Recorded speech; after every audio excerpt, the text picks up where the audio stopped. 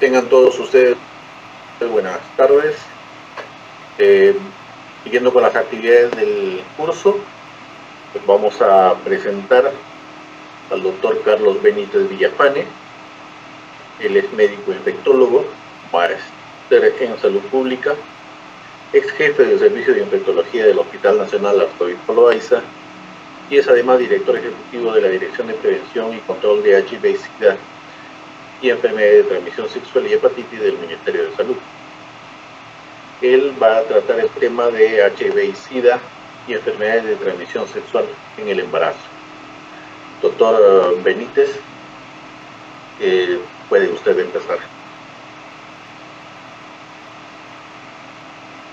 Un saludo para todos los participantes en el evento. Mi nombre es Carlos Benítez, soy médico infectólogo. Actualmente trabajo en el Ministerio de Salud y vamos a revisar el tema de la prevención de la transmisión materno-infantil del VIH, la hepatitis B y la sífilis. En relación al tema VIH, en el Perú tenemos bastante información epidemiológica en relación a esta epidemia. En el Perú viven 91.000 personas con el VIH.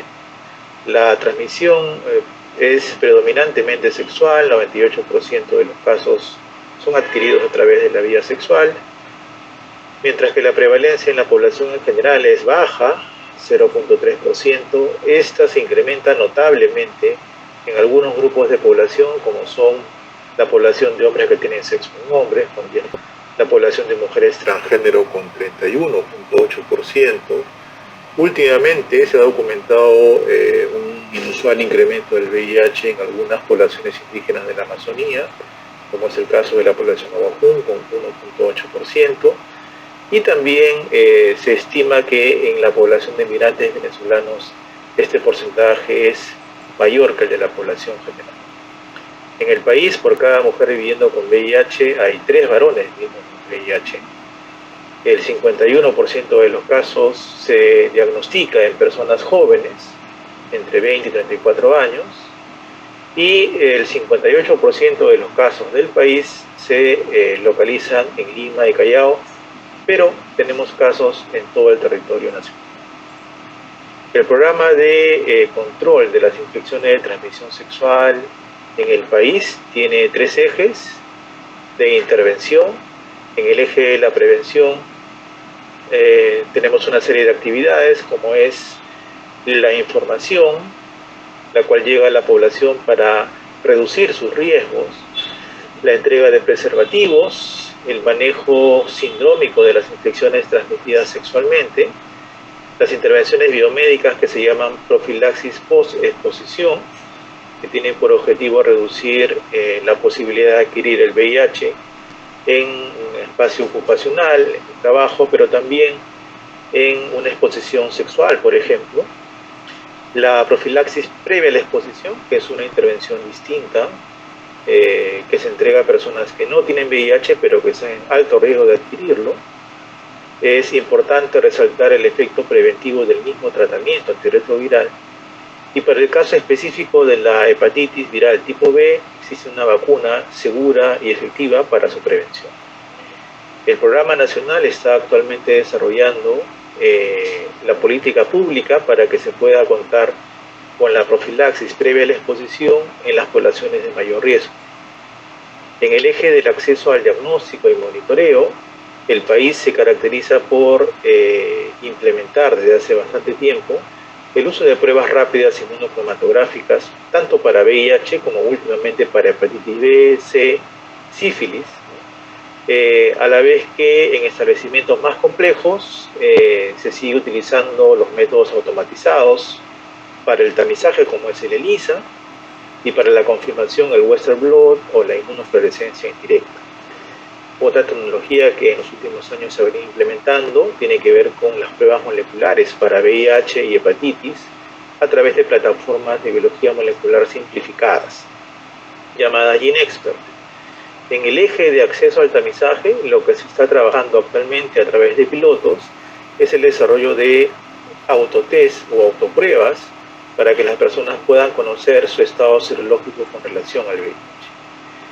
En el eje de tratamiento, tanto el VIH como la hepatitis viral crónica tipo B o la hepatitis tipo C se tratan de manera gratuita a través de combinaciones de fármacos que tienen como característica en común que son potentes, tienen baja posibilidad de hacer resistencia y tienen perfiles aceptables de seguridad.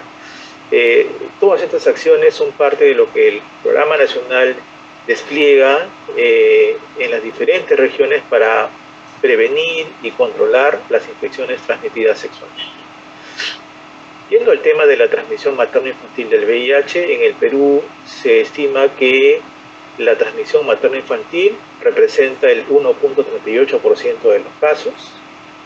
La transmisión materno-infantil tiene varios momentos en relación al periodo de la gestación y el puerperio, como vemos en la diapositiva, siendo el momento o los momentos alrededor del parto los que tienen el mayor riesgo de transmisión.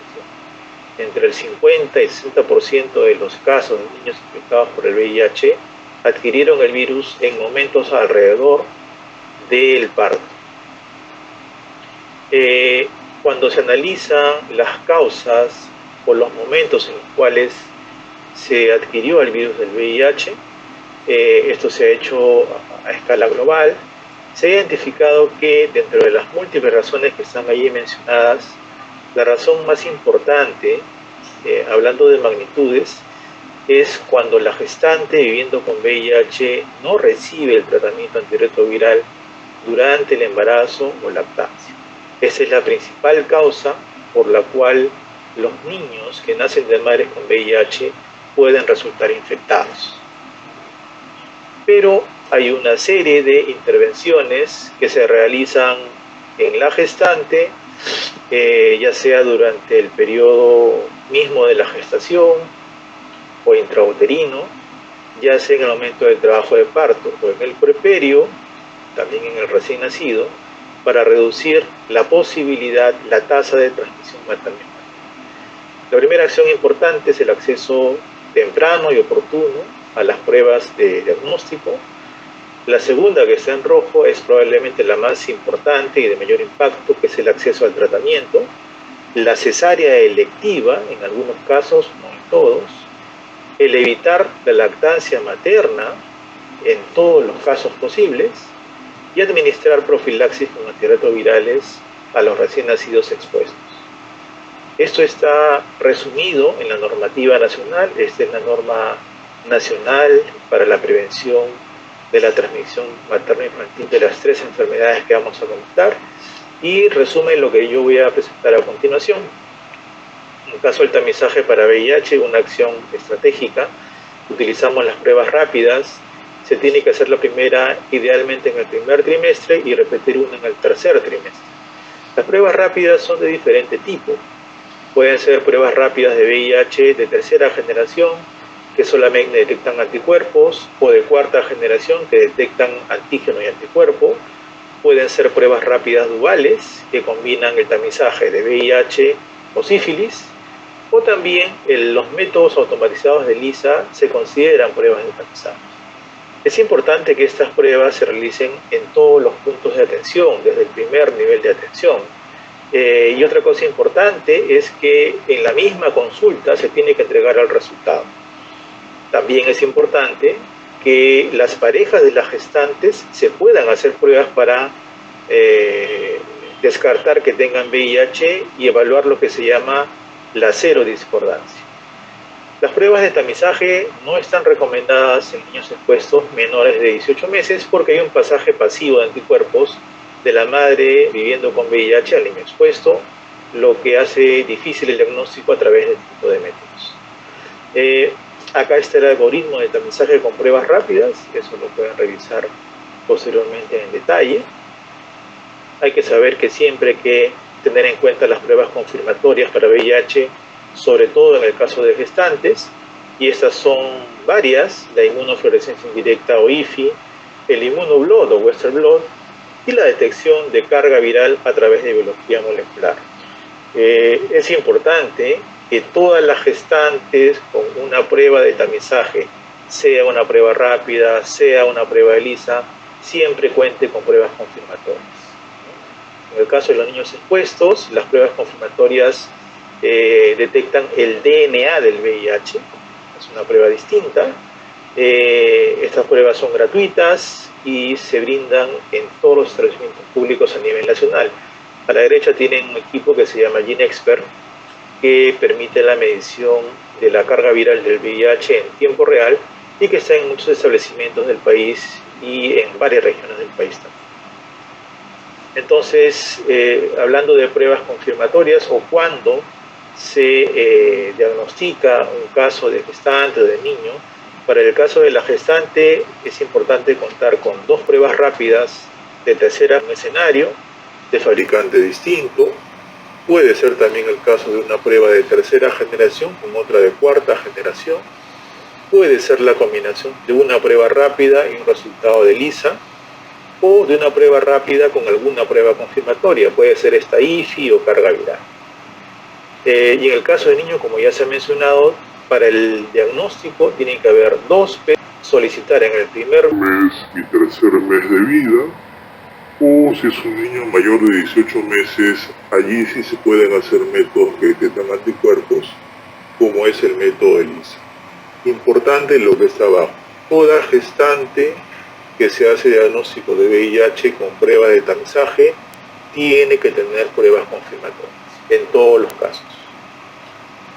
Como les mencionaba, la principal intervención, la que va a reducir con mayor impacto la transmisión materno-infantil del VIH, es el acceso temprano y oportuno al tratamiento antirretroviral. Eso está documentado, hay revisiones sistemáticas múltiples que hablan de ello. El tratamiento puede llegar a reducir por sí solo la tasa de transmisión materno-infantil hasta menos del 1 o 2%. Es importante que todas las gestantes diagnosticadas con VIH reciban el tratamiento lo antes posible. La norma nacional recomienda desde la semana 14 del embarazo. Pero si es una gestante que ya viene con diagnóstico y con tratamiento previo, es importante no descontinuarlo, no interrumpirlo durante la gestación, inclusive en el primer trimestre. Y hay un grupo de medicamentos que se llaman inhibidores de la integrasa, que por sus características de potencia, sus características de reducción rápida de la carga viral del VIH, son los que están recomendados en la gestación. El tema de la cesárea era muy importante cuando no había acceso al tratamiento antirretroviral como lo hay ahora. Si bien es cierto, es una medida muy efectiva para la reducción de la transmisión materno-infantil, la indicación actual es para las gestantes viviendo con VIH que no reciben tratamiento o que no han conseguido la supresión del virus al finalizar el embarazo, o en las cuales no se conoce el nivel de carga viral durante la gestación. Solamente en esos casos está considerada la cesárea electiva. Si es una gestante que recibe tratamiento antirretroviral efectivo, que se consigue la supresión virológica al final del embarazo, se puede optar por el parto por vía vaginal sin que esto implique un mayor riesgo de transmisión. La lactancia materna también hay muchísima evidencia que habla de que el evitarla reduce significativamente la transmisión del VIH, pero en algunos países, sobre todo de ingresos bajos, ¿no? Suele asociarse al uso de agua no segura y ello repercutir en cuadros de diarrea o infecciones en los recién nacidos. Por esa razón, si es que en estos escenarios el niño ya empezó lactancia materna, lo que se recomienda es extender la profilaxis con antirretrovirales al recién nacido hasta los 6 meses de vida, y esto también ser complementado con el tratamiento antirretroviral de la madre para continuar con lactancia materna exclusiva durante 6 meses. No está recomendado en ningún caso usar la lactancia mixta, es decir, lactancia materna con sucedáneos de leche materna, porque esto, en lugar de ayudar, puede incrementar el riesgo de transmisión. De esa manera, y para hacer más sencillo el manejo, en la normativa se disponen escenarios del abordaje de la gestante viviendo con VIH. En el primero, se habla de una gestante que se diagnostica por primera vez durante la gestación, que no está recibiendo tratamiento antirretroviral. Acá se indica el tratamiento desde la semana 12.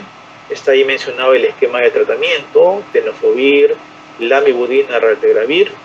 La cesárea solamente si no hay supresión virológica, si no se consigue una carga viral por debajo de 1000 al finalizar el embarazo, y también se recomienda complementar el tratamiento con sidobudina endovenoso durante el trabajo de parto. En el caso del recién nacido, el uso de sidobudina en jarabe por vía oral por 4 semanas, iniciar en las primeras horas de vida es importante, y sobre todo evitar la lactancia materna y reemplazar la leche por fórmula artificial. El escenario 2 se refiere a una gestante que ya venía con diagnóstico y con tratamiento. Acá la idea es continuarlo, no interrumpirlo, ni siquiera en el primer trimestre de la gestación. La cesárea va a depender de cómo llega la carga viral al finalizar el embarazo. Solamente está indicada si la carga está alta. Y además usar sidobudina endovenosa en el trabajo de parto. En el recién nacido el manejo es exactamente igual que en el escenario 1. Acetate en jarabe por 4 semanas, empezar las primeras 6 horas de vida y evitar la lactancia materna para ser reemplazada por fórmula. Hay un escenario 3, que es el que queremos ver con menos frecuencia, que tiene que ver con la gestante que llega al trabajo de parto sin controles, sin tamizajes y donde se detecta el VIH. En estos casos hay que administrar sidobudina endovenosa durante todo el parto. Se empieza de manera rápida el tratamiento antirretroviral con el esquema de tenofovir, lamivudina y raltegravir, el cual se tiene que seguir después del parto. Y si el trabajo de parto aún no ha llevado una ruptura de membranas y la dilatación del cuello uterino es menor a 4 centímetros, se puede optar por la cesárea. Si hay membranas rotas o hay una dilatación más grande de 4 centímetros, el trabajo de parto tiene que continuar. En el caso del recién nacido, el tratamiento con sidobudina se prolonga por 6 semanas, se le agrega un adicional de antirretrovirales con lamivudina por otras 6 semanas y se dan 3 dosis de otro fármaco, nevirapina, al nacimiento, al tercer día y al 7º día de vida, evitar la lactancia materna e iniciar los sucedáneos también. Además de los 3 escenarios mencionados, hay un escenario muy particular que se llama la serodiscordancia, que quiere decir que la gestante es negativa para VIH, pero su pareja es una persona que tiene VIH. En esos casos hay el riesgo de que pueda ocurrir la infección durante la gestación y por esa razón lo que se hace es administrar profilaxis previa a la exposición. ¿Qué significa esto? Que la gestante que no tiene VIH recibe 2 antirretrovirales, tenofovir emtricitabina, una pastilla al día, todos los días, desde la semana 12 del embarazo, durante los 6 meses de la lactancia, para evitar el riesgo de adquirir VIH durante todo el periodo del embarazo y puerperio. Esto está demostrado que es muy beneficioso en términos de evitar la infección de la gestante o puérpera. Obviamente, si es que inclusive a pesar del uso de este fármaco hay sospecha de infección, rápidamente hay que solicitar las pruebas de diagnóstico a través de ELISA o a través de medición de carga viral. Es importante en el seguimiento de la gestante saber que hay que hacer cargas virales al tercer mes, al 6º mes, ¿no? Y monitoreo de CD4. En el caso de la lactancia materna está clarísimo que evitarla es lo recomendado y reemplazarla por fórmula. Para evitar la producción de leche se pueden usar algunos fármacos como cabergolina o también medios físicos como el vendaje. Y es importante que esto se evidencia al momento que la puérpera sale alta del establecimiento de salud. Hay niños expuestos de bajo y de alto riesgo.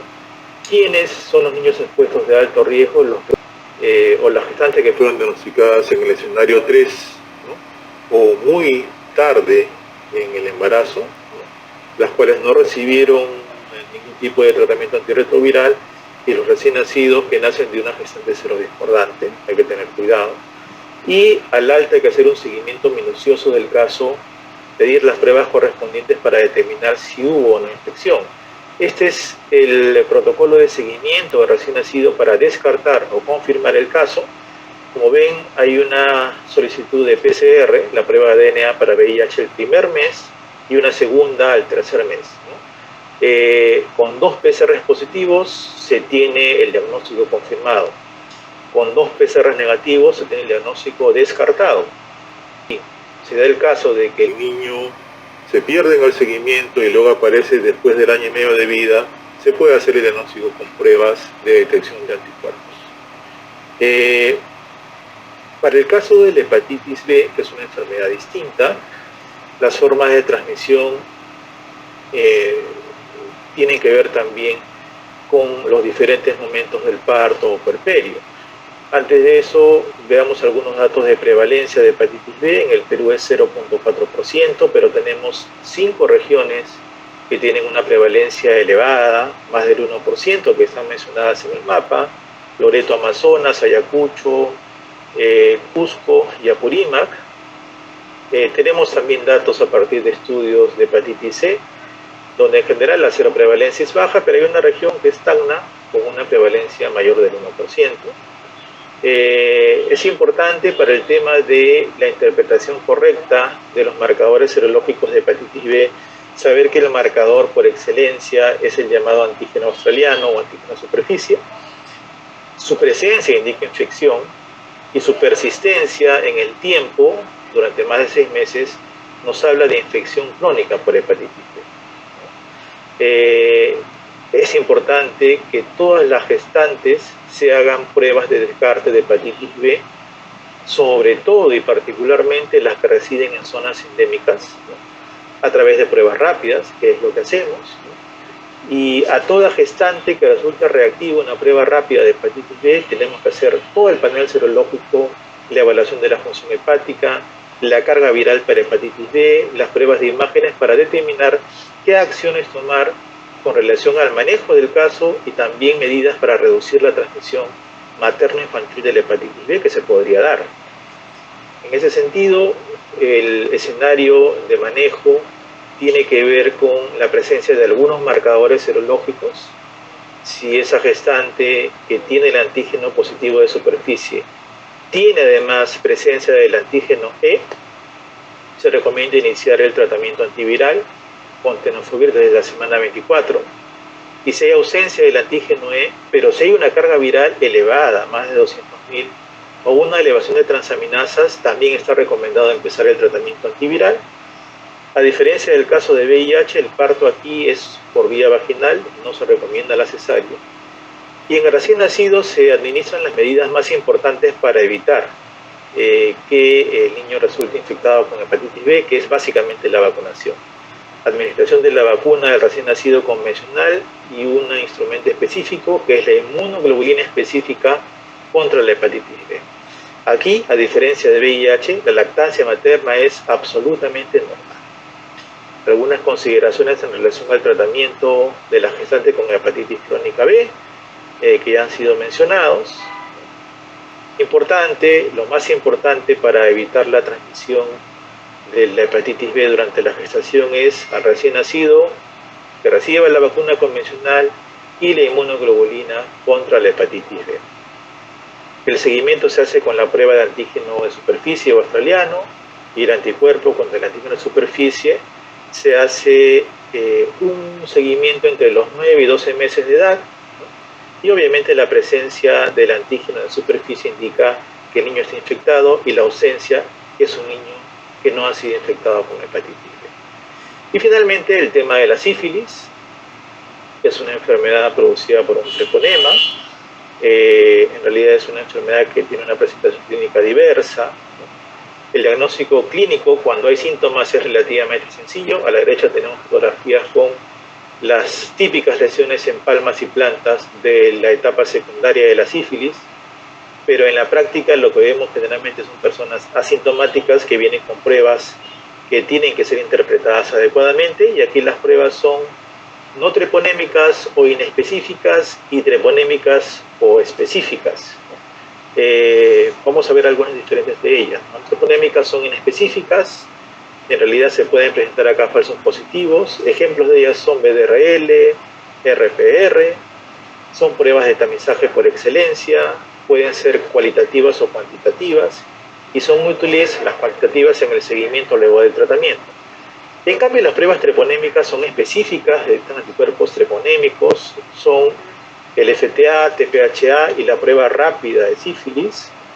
Se consideran pruebas confirmatorias, no se titulan y persisten positivas toda la vida.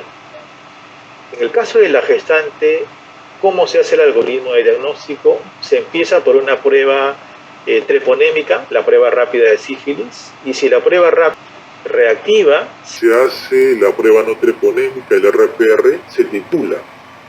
Si la titulación es menor a 8 diluciones, se dice que la sífilis no es. Y si es mayor a 8 diluciones, la sífilis estaría activa. Esto se resume aquí. Se usa la prueba rápida de sífilis. Si es negativa, recuerden, se hace un segundo chequeo en el tercer trimestre de la gestación. Si la prueba rápida treponémica es positiva o reactiva, a la par que se pide el RPR, se inicia el tratamiento. Es importante el tratamiento inmediato. Ya sabemos que es con penicilina primera dosis. Si el RPR es reactivo, se continúa con el esquema.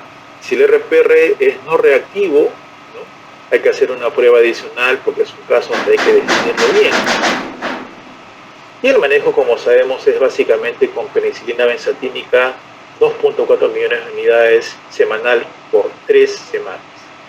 No hay tratamiento alternativo en la gestación. Si hay alergia a penicilinas, tenemos que entrar a un proceso de desensibilización. Y para el caso de la gestación, se considera un tratamiento completo, con las 3 dosis, un tratamiento que haya culminado por lo menos 4 semanas antes de la fecha programada del parto.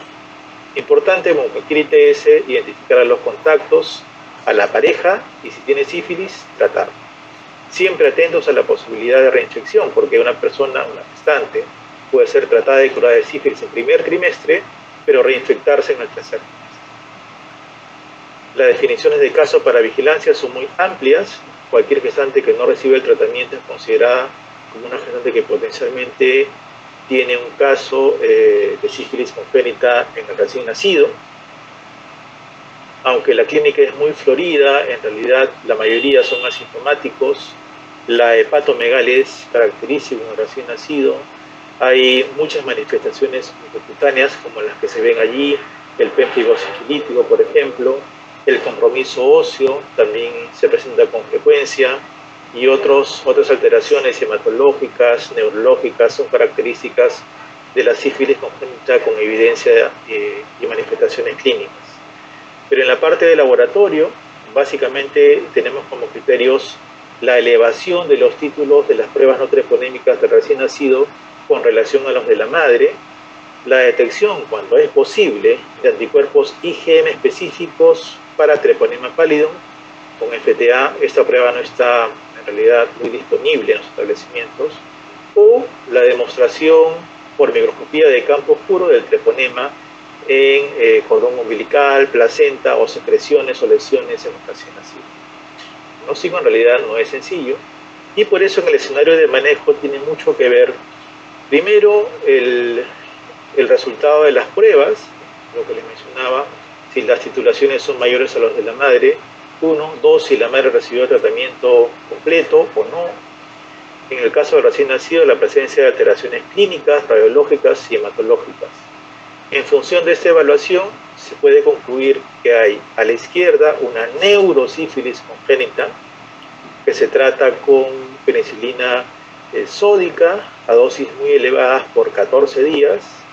Al medio, la sífilis congénita sin alteración neurológica, donde el tratamiento es por 10 días, también con penicilina sódica a dosis elevadas.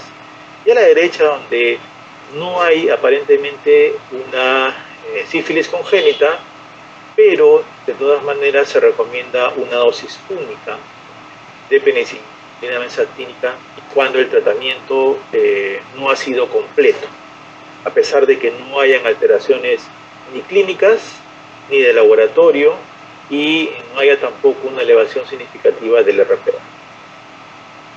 El seguimiento se hace con evaluaciones mensuales. Es importante un seguimiento estrecho de los recién nacidos expuestos a sífilis. En cuanto a la serología, se hacen al tercer mes, sexto mes, 12º mes para poder dar el alta. Estar atentos a las elevaciones de los títulos serológicos de las pruebas no treponémicas, y se recomienda un manejo especializado, una evaluación oftalmológica, neurológica y auditiva semestral en los niños que fueron sintomáticos en relación a la sífilis. En el caso de neurosífilis, el estudio de líquido escolar rápido cada 6 meses hasta alcanzar los valores normales. esperando que haya sido de provecho esta presentación. Les agradezco muchísimo por su atención y hasta una próxima oportunidad. Gracias. Muchas gracias al doctor Benítez por tan brillante exposición. A la teleaudiencia que quisiera hacer alguna pregunta respecto al tema que ha expuesto el doctor Benítez Villafane, pueden por favor hacer las preguntas que crean necesarias.